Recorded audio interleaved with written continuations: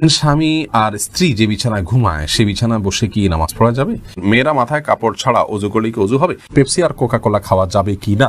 ইমামের পিছনে ফরজ নামাজের সময় মুসল্লির ভুল হলে করণীয় কি?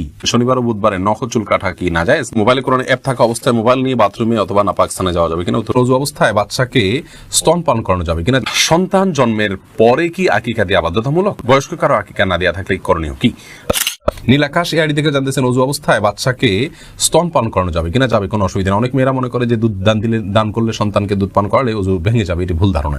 শিপন আহমেদ আপনি প্রশ্ন করেছেন মোবাইলে কোরআন অ্যাপ থাকা অবস্থায় মোবাইল নিয়ে বাথরুমে অথবা নাপাক স্থানে যাওয়া যাবে কিনা? উত্তর যাবে, কোনো অসুবিধা। এটা ভেতরে আমাদের মনের ভিতরে যেরকম কোরআন আছে, আমাদের স্মৃতিতে যেরকম কোরআন আছে, ওইটা আমরা বাথরুম যেতে পারি, মোবাইলের ভিতরেও ওইটা আছে, যেতে পারে, কোনো অসুবিধা নেই। এবি সাইফুল ইসলাম সাইফুল জানতে চেয়েছেন ইমামের পিছনে ফরজ নামাজের সময় মুসল্লির ভুল হলে করণীয় কি? ইমামের পিছনে ফরজ নামাজে এর সময় মুসল্লির ভুলটা কেমন, সেটা হলো মূল কথা।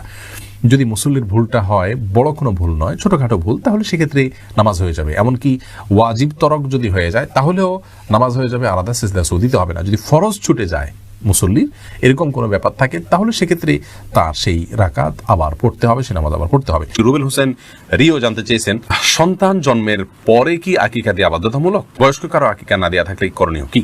সন্তান জন্মের পর আকিকা দেওয়া সুন্নাহ। অনেক ওলামা ইকরাম ওয়াজিব বলেছেন, এটা 7ম দিনে, 14তম দিনে বা 21তম দিনে দিতে হয়। যদি কারোর শিশুকালে আকিকা দেয়া না হয় তাহলে বয়স্ক হওয়ার পর আকিকা দেয়া যেতে পারে। বেশিরভাগ সালাফগণ এটিকে জায়েজ বলেছেন। মোহাম্মদ ইরফান জানতে চেয়েছেন পেপসি আর কোকা কোলা খাওয়া যাবে কি না?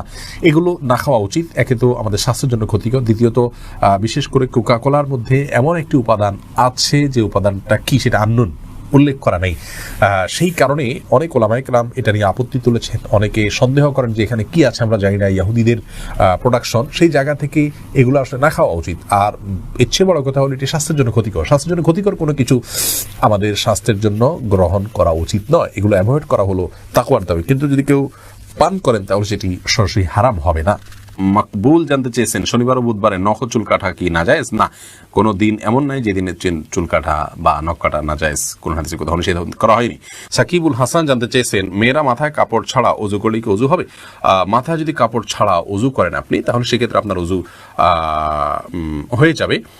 অজুর জন্য মাথায় কাপড় কোনো জরুরি না। এস এ আলামিন জানতে চেয়েছেন স্বামী আর স্ত্রী যে বিছানায় ঘুমায় সে বিছানায় বসে কি নামাজ পড়া যাবে?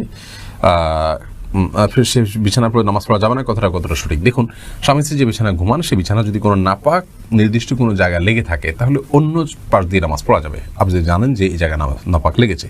আর যদি কোনো জায়গায় নাপাক লেগেছে বলে আপনার জানা নেই, নিছক সন্দেহের কারণে সে বিছানা নামাজ পড়া যাবে না, এমন কোনো কথা নেই। যদি সেখানে নাপাক কোথাও লেগেছে বলে আপনার জানা নেই, অথবা অর্থাৎ লেগে থাকতে পারে এরকম সন্দেহ না হয়, আপনার সাবধান থাকেন, তাহলে সেক্ষেত্রে আপনি যে কোনো জায়গায় নামাজ পড়তে পারেন। বিছানায় হলেই যে স্বামী স্ত্রীর বিছানা থাকলে সেখানে নামাজ পড়া যাবে না, এ কথা সঠিক নয়। বিষয়টা নির্ভর করে নাপাক আছে কি না সেটার উপরে। নাপাক আছে জানলে সেখানে নামাজ পড়বেন না, বা নাপাক আছে এটার প্রবল ধারণা থাকলে নির্দিষ্ট জায়গায় সেটাও নামাজ পড়বেন না। আর যদি বলেন যে নাপাক অনেক জায়গায় লেগেছে, কোন কোন জায়গায় লেগেছে জানি না, এরকম সন্দেহ হলে সেক্ষেত্রেও নামাজ পড়বেন না। আর যদি নির্দিষ্ট এক জায়গায় নাপাক লেগেছে বা তার আশেপাশে একটা এরিয়াতে নাপাক লেগেছে বলে মনে হয়, তাহলে অন্য পাশ দিয়ে আপনি নামাজ পড়তে পারেন, কোনো অসুবিধা